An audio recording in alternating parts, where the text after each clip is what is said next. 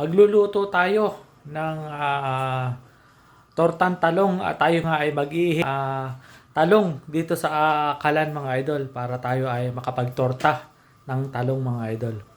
Ayan mga idol at ating iniihaw dito sa ating kalan itong talong mga idol.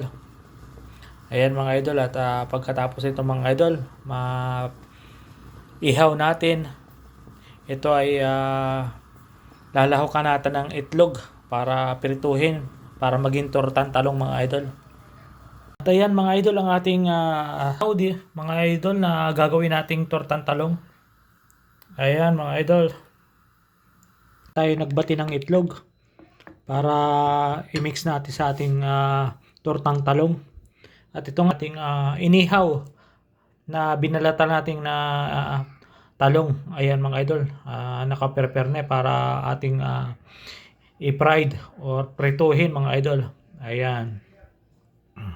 At ayan mga idol, at piniprito na natin ang ating tortang talong mga idol.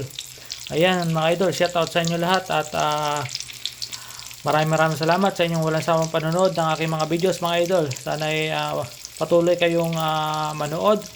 Tapusin nyo itong aking video hanggang sa matapos mga idol. Huwag nyo agad i-skip para tayo ay sabay-sabay naaangat mga idol. Ayan mga idol at maraming salamat sa inyo lahat. Sana ay magustuhan nyo itong aking videos mga idol. Ang tortang talong mga idol.